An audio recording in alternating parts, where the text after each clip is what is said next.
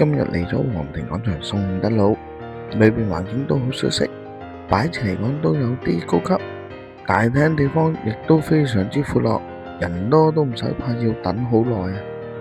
今次就喺大眾點評嗰度買咗個2人餐，咁我哋就4個人食，所以另外再加咗啲嘢。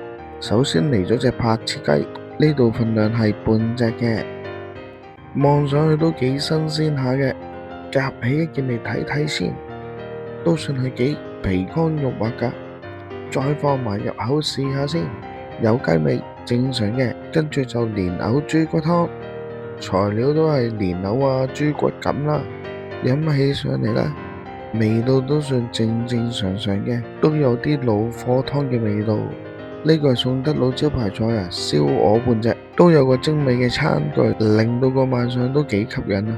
唔等啦，試試味道先，香料味都幾重下嘅，鵝酥味就唔係太多，都有啲肉質。呢個係客家釀自磨豆腐，嚟到都仲好熱啊！食入口呢啲豆腐都覺得好滑，都好有豆香味，醬汁都幾好，唔會太鹹。呢個係豉汁江豚魚蒸陳酸粉，夠味嘅，肉質都尚算結實。呢個係芝士汁大蝦伊麵啊，芝士汁好濃郁嘅，啲蝦都好彈牙，唔會霉。甜品有香蕉飛餅啊，香蕉味十足，個皮都好脆。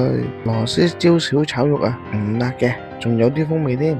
宋德名物雙皮奶，正常嘅，唔係太特別，亦唔係好滑。咁有幾款套餐俾你揀，我就餐加散叫啦。影片嚟到呢度都完啦，多謝晒收睇。